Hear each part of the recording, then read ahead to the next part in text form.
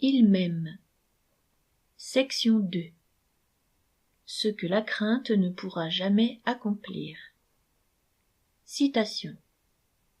La crainte n'est pas dans l'amour, mais l'amour parfait bannit la crainte, car la crainte suppose un châtiment, et celui qui craint n'est pas parfait dans l'amour. 1 Jean 4, 18. Chapitre 6. Citation. Dieu est bon, tu es mauvais, essaye de faire mieux. Observation d'une jeune de 15 ans résumant une soirée avec son groupe de jeunes. La tyrannie du bien faire. Qui aurait pu blâmer la jeune mère? En tout cas, pas moi. Elle avait tout juste la trentaine et était mère de 2 enfants. Je ne me souviens même plus de la maladie congénitale qu'avait son plus jeune enfant, mais à 6 ans il était déjà dans une chaise roulante. Souvent ses parents l'emmenaient d'urgence à l'hôpital, dans un état si critique qu'ils ne savaient pas s'il s'en sortirait vivant. Chaque fois que j'étais avec eux, j'étais touchée non seulement par la profondeur de leur peine, mais aussi par la douceur avec laquelle ils semblaient endurer cette épreuve. Ils avaient grandi dans un foyer chrétien et avaient cherché à suivre fidèlement Dieu à l'âge adulte. J'ai souvent prié pour eux et leur enfant, en espérant qu'il allait être guéri un jour. Je n'avais aucune idée du fait que le stress dû à la maladie de leur enfant était en train de mettre en pièces leur mariage, jusqu'au jour où, ne les ayant plus vus pendant quelques semaines, je les appelai. Je découvris une mère totalement dévastée à l'autre bout du téléphone. Son mari l'avait quittée 2 semaines auparavant, et elle était seule pour s'occuper de son enfant malade. Accablée par la douleur, elle me dit qu'elle n'était même plus sûre que Dieu existe, ou que, s'il existait, il n'était pas le Dieu qu'elle avait pensé qu'il était. 6 années passées à prier pour son fils n'avaient servi à rien, mais de plus, cette épreuve avait même détruit son mariage. Elle était seule, en colère et désabusée. J'essayai de lui dire que Dieu l'aimait toujours et qu'il prenait soin d'elle, mais elle repoussa mes encouragements. « Est-ce que tu sais ce que cela veut dire de ne jamais pouvoir se relaxer et apprécier la présence de ton fils parce que tu n'es jamais sûr qu'il sera là demain ?» Je lui répondis honnêtement que non. J'avais eu pendant un court moment une expérience similaire. C'était quand notre première fille avait fait une mauvaise jaunisse à la naissance, et que je devais l'amener à l'hôpital tous les jours pour des analyses de sang, et je me souviens du ressentiment qui m'animait alors qu'elle criait lors de cette prise de sang. Mais jamais sa vie n'avait été menacée, et cela n'avait duré qu'1 semaine.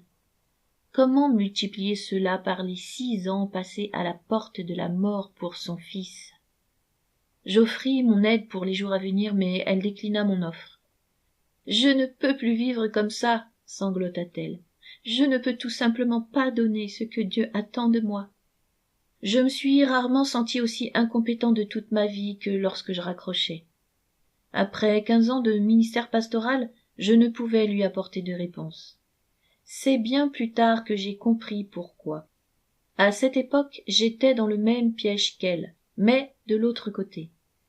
Elle pensait que son immense besoin démontrait son manque de foi et l'absence de la faveur de Dieu, alors que je pensais que mes circonstances plaisantes prouvaient le contraire et que moi, je méritais sa faveur.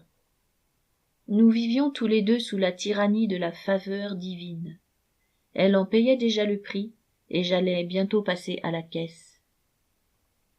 La ligne de faveur. Qu'est-ce que la ligne de faveur? C'est cette ligne invisible qui nous dit si oui ou non nous en avons suffisamment fait pour combler les attentes de quelqu'un et mériter son approbation. Il est impossible de vivre dans notre monde sans reconnaître son impact dans tous les domaines de la vie. Nos parents en avaient une. Nous savions ce qui les rendait fiers de nous et ce qui amenait leur déplaisir, voire leur colère. Si les attentes de tes parents étaient normales, tu pouvais jouer avec la ligne de leur faveur, en étant particulièrement gentil quand tu voulais quelque chose d'eux, ou en faisant derrière le dos les choses qui méritaient une punition. Si les attentes de tes parents étaient excessives, tu as peut-être grandi sans recevoir aucune approbation. On retrouve cette même ligne à l'école, où il existe même une échelle pour la mesurer. Plus on répond aux attentes, plus on a de bonnes notes, et plus on reçoit l'approbation de la part des enseignants et de ses parents. Il ne faut pas longtemps non plus pour apprendre que nos amis ont aussi leur ligne de faveur. Les avantages de leur amitié en découlent. Si tu les déçois, tes soi-disant compagnons peuvent se détourner de toi aussi vite que toi tu peux te détourner d'eux. Et on retrouve cette ligne dans le monde du travail. Ceux qui répondent aux attentes ont les bonnes grâces du patron avec tous les privilèges que cela comporte. Nous avons appris à survivre dans ce monde en cherchant les faveurs quand nous en avons besoin.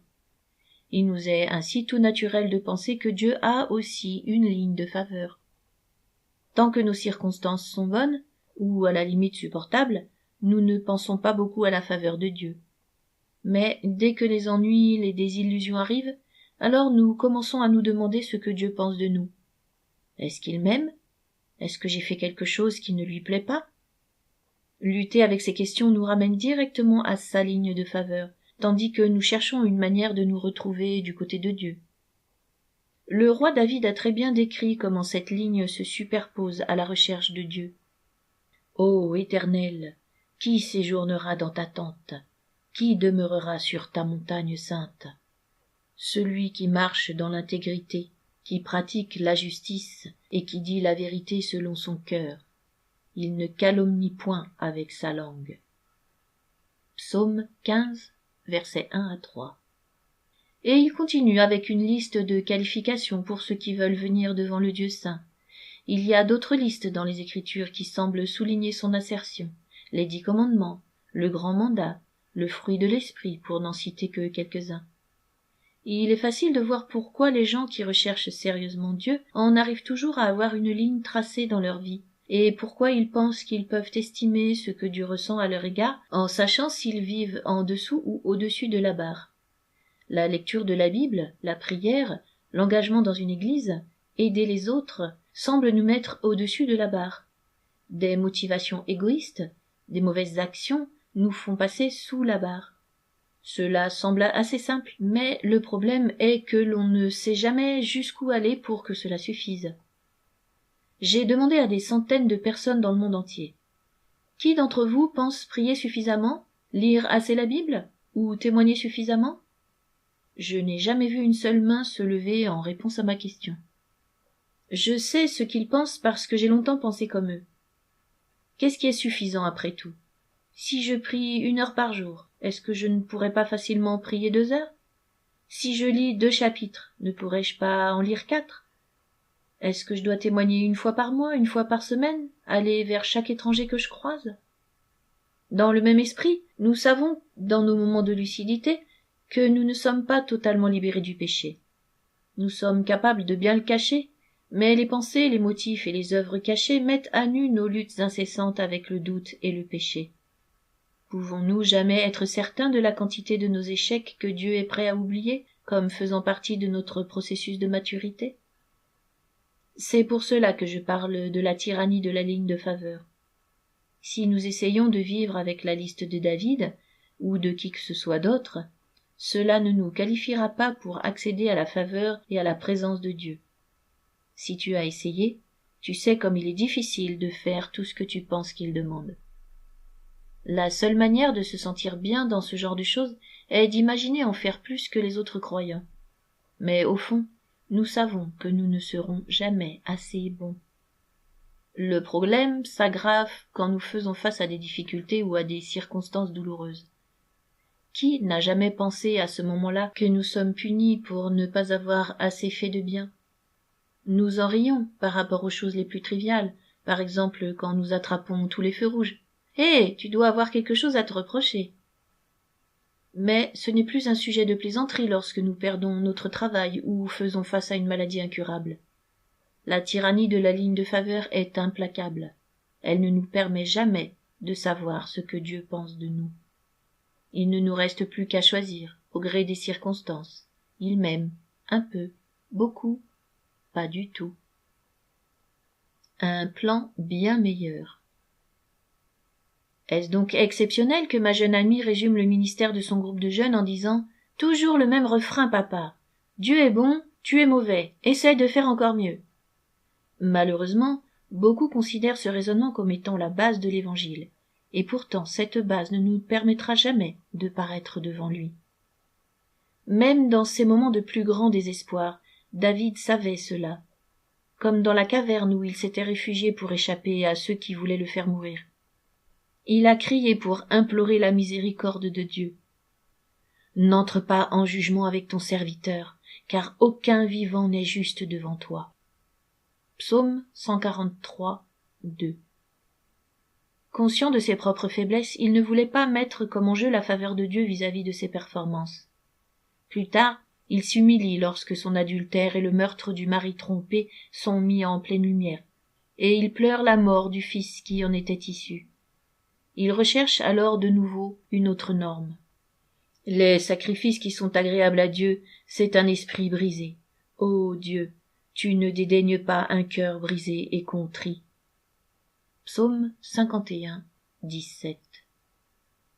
En fait, ces mêmes écritures nous donnent une liste de qualifications nécessaires pour gagner la faveur de Dieu et déclarent clairement qu'aucun d'entre nous n'est assez bon pour accomplir ses obligations. Jésus seul a pu le faire. Nous faillirons toujours, même si nous essayons de toutes nos forces. Plus nous faisons d'efforts, plus il semblera distant. Et pourquoi? Parce que la ligne de faveur nous fait sans arrêt passer de l'apitoiement sur nous-mêmes à l'estimation de notre propre justice. Quand nous reconnaissons nos manquements, nous voulons tout lâcher. Et même quand nous nous sentons bien parce que nous avons fait des efforts, nous ne comprenons pas pourquoi Dieu n'est pas plus réel dans nos vies, comme semblent l'indiquer certains versets bibliques. La propre justice peut encore plus nous éloigner de la relation que Dieu veut avoir avec nous que nos échecs et nos erreurs. Quand nos meilleures intentions et nos efforts ne sont pas récompensés, nous sommes en danger d'être déçus et de partir à la dérive. Pendant de longues périodes, nous nous retrouvons en train d'essayer de rassasier notre faim de relation avec tout un tas d'autres choses, notre travail, nos contacts, des services religieux ou même l'achat de nouveautés, et nous ne pensons même plus à notre relation avec Dieu. Ces activités peuvent nous occuper pendant un moment, mais finalement la faim revient. Aucune de ces choses ne satisfera finalement cette faim de connaissance du Dieu vivant. Essayer de vivre avec cette ligne de faveur nous conduira à un moment donné à nous isoler dans notre désespoir. Comme Pierre, après qu'il ait renié Jésus, la nuit où celui-ci avait le plus besoin de lui. Nous serons déçus par notre incapacité à faire le bien que nous savons devoir faire. Ou, comme Job, nous allons nous demander si Dieu nous aime vraiment et s'il nous traite de façon juste. Dieu n'a jamais voulu que nous arrivions à une de ces conclusions. Il nous invite au contraire à ne pas marcher sur la corde raide qu'est cette ligne de faveur, mais à découvrir une manière bien meilleure de le connaître. Une surprise incroyable. Dès sa jeunesse, Saul de Tarse était déjà en avance sur ses pairs. Il avait reçu l'enseignement des meilleures écoles. Il était reconnu comme étant l'un des chefs religieux les plus influents dans une des villes les plus connues du monde. Sa morale était parfaite et sa sagesse sans égale. Mais à l'intérieur, tout n'était pas aussi bien qu'à l'extérieur. Malgré toute sa sagesse et son intelligence, quelque chose le rongeait. Il était colérique. Il ne le montrait que très rarement, uniquement lors de moments de juste indignation, mais quand il était seul, il savait que c'était là, et que cela noircissait son âme. Son zèle pour être le meilleur serviteur de Dieu de sa génération ne l'avait pas conduit dans le sein d'un père affectueux, mais à la tyrannie cruelle de son propre ego. Cela avait commencé avec le désir de servir Dieu, mais cette passion avait été vite consumée par le désir d'un statut spirituel. Il aimait les regards d'admiration et d'émerveillement qu'il voyait dans les yeux de ses amis et de ses maîtres. Pourtant, un jour, alors qu'il était en chemin pour aller dans une ville lointaine, il rencontra le Dieu vivant, face à face. Cette rencontre fut beaucoup plus spectaculaire que pour bien d'autres. Une lumière éclatante surgit de nulle part, le fit tomber de cheval, et le rendit instantanément aveugle. Alors qu'il était couché par terre, une voix retentit. « Saul, Saul, pourquoi me persécutes-tu » Sa réponse fut très significative. « Qui es-tu, Seigneur » Il savait qu'il avait rencontré le Dieu vivant, et à ce moment-là il ne savait pas vraiment qui il était. Mais, un instant, la voix n'avait-elle pas dit que Saul le persécutait? Saul a dû se demander pendant ces quelques secondes, est-ce que ce serait Jésus? Et si c'était lui? Saul avait tué beaucoup de ses disciples, et il était en chemin pour en tuer d'autres. Il les considérait comme des hérétiques, et voulait les exterminer avant que leurs croyances ne détruisent la foi qu'il avait choisie dès sa jeunesse. La voix répondit: « Je suis Jésus que tu persécutes. » Ce qu'il avait craint se réalisait. Les gens qu'il avait tués au nom de Dieu faisaient de fait partie du peuple de Dieu. Qu'allait-il lui arriver maintenant? Quelle punition allait lui tomber dessus alors qu'il était aveugle et impuissant? Comme un homme qui ferme les yeux en attendant le coup qui va arriver, il réalise petit à petit que celui-ci n'arrive pas. Il n'y a pas de colère, pas de vengeance. Saul, qui deviendra l'apôtre Paul, avait rencontré le Dieu à qui il avait fait la guerre, et en ce moment, tout ce qu'il découvrait, c'était de l'amour. Le Jésus qu'il avait persécuté l'aimait. Il n'était pas venu pour le punir, mais pour ouvrir ses yeux spirituels afin qu'il puisse voir Dieu tel qu'il était véritablement, et non pas comme il se l'imaginait.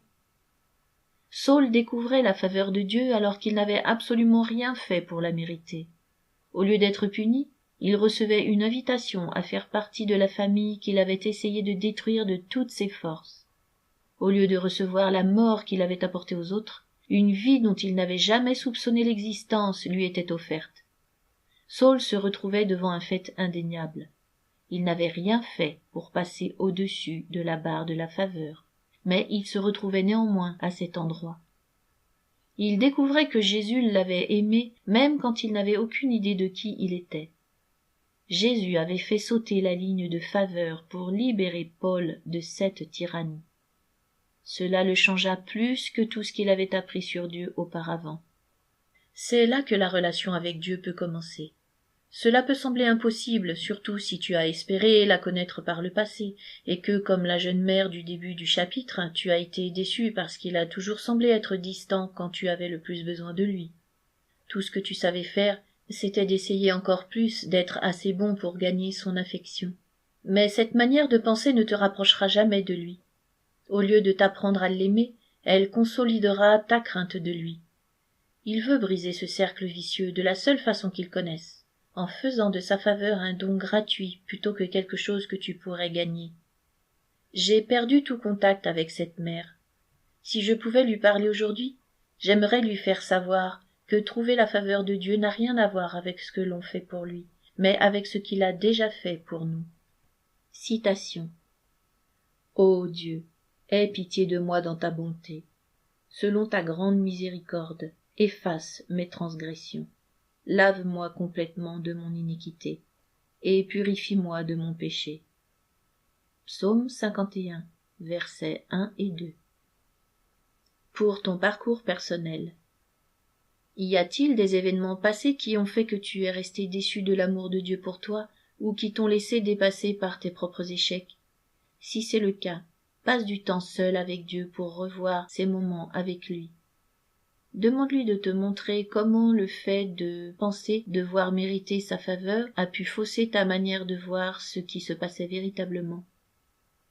Interroge Dieu régulièrement, qu'il te montre comment tu essaies encore de gagner sa faveur, et demande-lui à quel point il prend son plaisir en toi en tant que père affectueux. Pour discuter en groupe. Premièrement, vous êtes-vous déjà senti comme la maman de l'enfant malade? Comment avez-vous réagi dans de tels moments? Deuxièmement, quand trouvez-vous que vous êtes tyrannisé par la ligne de faveur de Dieu? Quand vous sentez-vous coupable de ne pas en avoir fait assez? Troisièmement, lisez la conversion de Paul dans Actes 9, versets 1 à 9. Pourquoi Jésus lui a-t-il fait